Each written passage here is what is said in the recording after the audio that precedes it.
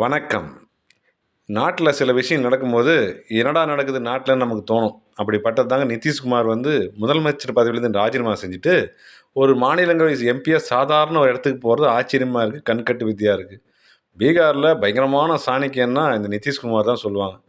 2 கூட்டணிக்கு மாறி, மாறி எத்தன முறை பல்டி அடிச்சார், இந்த பல்டி குமார் அப்படின்னா, Google சர்ச் பண்ணீங்கனாவே குழம்பிரும். அத்தன முறை பல்டி அடிச்சுக்கிறாரு.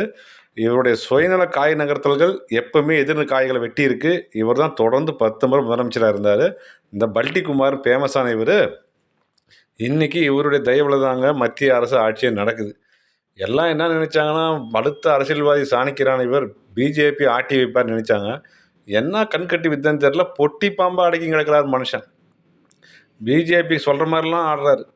சம வயசு, சம பதவி, சம தகுதி உள்ள நிதிஷ்குமார் வந்து மோடி கால்ல ஏர்போர்ட்ல பகிரங்கமா கால்ல விழுந்தாருங்க.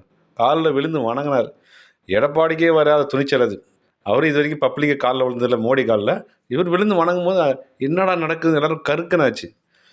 ஆனா, இப்ப நடக்கிறது இன்னும் அதிசயத்துக்கு போயிடுச்சு.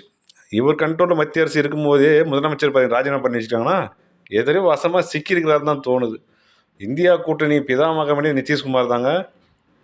வடநாட்டில் பிஜேபி தான் இனிமேல் காங்கிரஸால் சமாளிக்க முடியலன்னு நிலைமை வரும்போது, நாட்டில் இருக்கிற பெரியவங்களாம் சொன்னாங்க, தமிழ்நாடு மாதிரி மதசார்பற்ற சக்தியெல்லாம் ஒன்று திரட்டி மோதினா தான் பிஜேபி வீழ்த்த முடியும்னு சொன்னாங்க. காங்கிரஸ் காதிலே போட்டுக்கல. இவர் தான் களத்தில் இறங்கி ஒவ்வொரு மாநிலமாக சுற்றுப்பயணம் பண்ணி இந்தியா கூட்டணி கட்டமைச்சார். காங்கிரஸை சம்மதிக்க வைக்க ரொம்ப கஷ்டப்பட்டார்.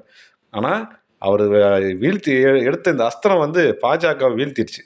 ஒரு மைனாரிட்டி கவர்மெண்ட்டாக மாற்றிருச்சு. சில பல தகவல் இணக்கங்கள்லாம் முழுசாகவே தோற்றுருக்கோம்.